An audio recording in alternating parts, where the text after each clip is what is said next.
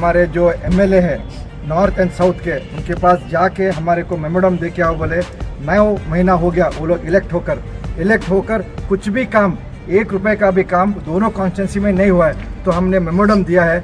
गुलबर्गा से हम आपको अहम खबर ला रहे हैं, जहां पर बीजेपी पार्टी के लीडर्स ने मेमोरंडम सबमिट किया district incharge minister Priyank Kharge ji को। साथ एमएलए मैडम कनिष्ठ फातिमा साहिबा और Allamaprabhu Patil MLA south को भी उन्होंने डिमांड किया कि जल्द से जल्द स्टार्ट करें डेवलपमेंट वर्क सिटी और डिस्ट्रिक्ट में। जहाँ इस मौके पे आप देख सकते हैं एक्स एमएलए अपू गौड़ा, बीजेपी लीडर चंदू पाटिल, साथ गुलबर्गा के मेयर विशाल दर्गी के साथ साथ कॉर्पोरेटर्स और डिस्ट्रिक्ट के बीजेपी लीडर्स भी यहाँ पर मौजूद रहे। आइए देखते हैं। This video is sponsored by Mahalakshmi Jewelers, Manu Multi Speciality Hospital, KBN University, Shaheen Group of Institutions, Surat Khazana, Al Sharia Group of Institutions, and by Big Neuropsychiatry Hospital. Bharatiya Janata party के state के तरफ से हमारे को जाके local हमारे जो MLA है नॉर्थ एंड साउथ के, उनके पास जाके हमारे को मेमोरंडम दे के आओ बोले। 9 महीना हो गया वो लोग इलेक्ट होकर कुछ भी काम, 1 रुपए का भी काम दोनों कॉन्स्टिट्यूंसी में नहीं हुआ है, तो हमने मेमोरंडम दिया है। नॉर्थ में जब हमारा सरकार था, हमने child and mother and child का 100 बेडेड हॉस्पिटल कराए थे हम लोग। 1-1.5 साल हो गया उसका ओपनिंग नहीं कर रहे, तो हम क्या बोलना चाह रहे हैं, इसमें आप राजकीय मत करिए, ओपनिंग करिए, लोगों को हेल्प करने दीजिए। जब हमारा सरकार था, हमने 5 ड्रिंकिंग वाटर 5 रुपीज़ कॉइन डाले तो 20 लीटर पानी जो मिलेगा वो बिठाए थे, वो भी आप लोग ओपनिंग नहीं कर रहे।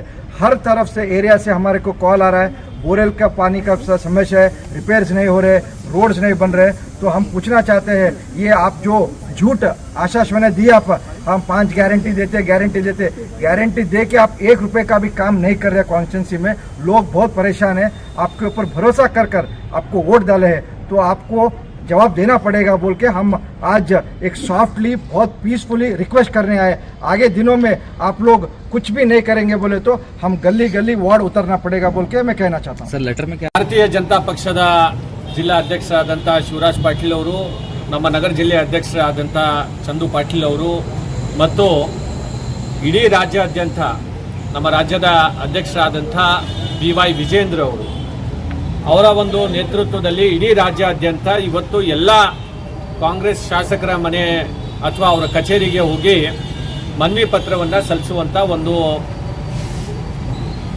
ಹೋರಾಟವನ್ನು ಇವತ್ತು ನಡೀತಾ ಇದೆ।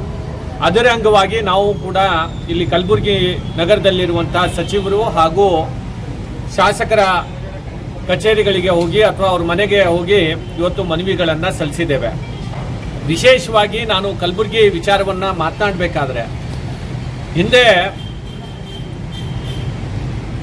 ನಮ್ಮ ಸರ್ಕಾರ ಇದ್ದಂಥ ಸಂದರ್ಭದಲ್ಲಿ ಕಲಬುರಗಿಗೆ ಎಷ್ಟು ಆದ್ಯತೆಯನ್ನು ಸಿಗ್ತಾ ಇತ್ತು, ಈಗ ಕಾಂಗ್ರೆಸ್ ಸರ್ಕಾರ ಬಂದ ಮೇಲೆ ನಮ್ಮ ಕಲಬುರಗಿಗೆ ಎಷ್ಟು ಆದ್ಯತೆಯನ್ನು ಸಿಗ್ತಾ ಇದೆ ಅಂತ ಅನ್ನೋದನ್ನು ಇವತ್ತು ಜನರಿಗೆ ಮನವರಿಕೆಯನ್ನು ಮಾಡಿಕೊಡ್ಬೇಕಾಗಿದೆ।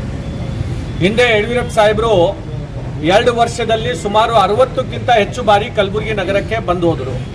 ಈಗಿರುವಂಥ ಮುಖ್ಯಮಂತ್ರಿಗಳು ಎಷ್ಟು ಬಾರಿ ನಮ್ಮ ಕಲಬುರಗಿಗೆ ಬಂದಿದ್ದಾರೆ?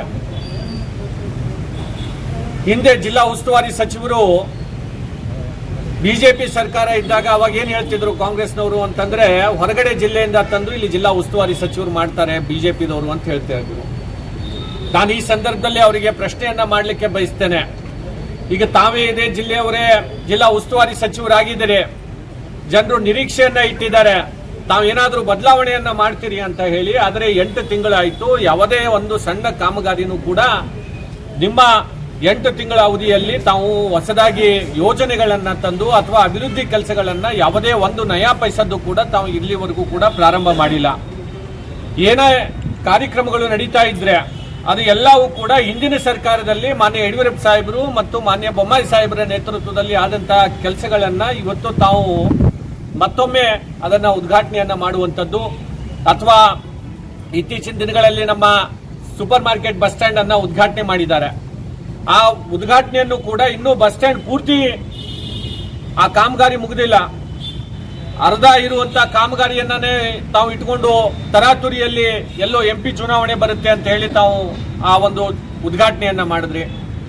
ಈ ರೀತಿ ಜನರಿಗೆ ಒಂದು ಸುಳ್ಳು ಆಶ್ವಾಸನೆಯನ್ನ ಕೊಡೋದ್ರ ಮುಖಾಂತರ ಇವತ್ತು ಕೇವಲ 8 ತಿಂಗಳು ಟ್ರಾನ್ಸ್ಫರ್ನಲ್ಲಿ ಮತ್ತು ಭ್ರಷ್ಟಾಚಾರದಲ್ಲಿ ಇವತ್ತಿನ ದಿವಸ ಈ ಸರ್ಕಾರ ತೊಡಸ್ಕೊಂಡು ಇವತ್ತು ತಾವು 8 ತಿಂಗಳು ಕಾಲವನ್ನ ಹರಣವನ್ನ ಮಾಡಿದ್ದೀರಿ. ವಿಶೇಷವಾಗಿ ಕಲಬುರಗಿಯಲ್ಲಂತರೂ ಜನರು ಆತಂಕದಿಂದ ಬದುಕನ್ನ ಮಾಡ್ತಾ ಇದ್ದಾರೆ. ಇಲ್ಲಿನ ವ್ಯಾಪಾರಸ್ಥರು, ಕಲಬುರಗಿಯ ನಗರದಲ್ಲಿ ಅಥವಾ ಜಿಲ್ಲೆಯಲ್ಲಿ ಇರುವಂತಹ ನಮ್ಮ ಜನರು ಯಾವುದೇ ಕಾನೂನು ಸುವ್ಯವಸ್ಥೆ ಇವತ್ತು ನಮ್ಮ ಜಿಲ್ಲೆಯಲ್ಲಿ ಇಲ್ಲ. ಪ್ರತಿನಿತ್ಯ ಇವತ್ತು ಕೊಲೆ, ಸುಲಿಗೆ, ಬೆದರಿಕೆ ಈ ರೀತಿಯಾದಂತ ಇಡೀ ಜಿಲ್ಲೆಯಾದ್ಯಂತ ಇವತ್ತು ಒಂದು ವಾತಾವರಣ ಇರುವಂತದ್ದು.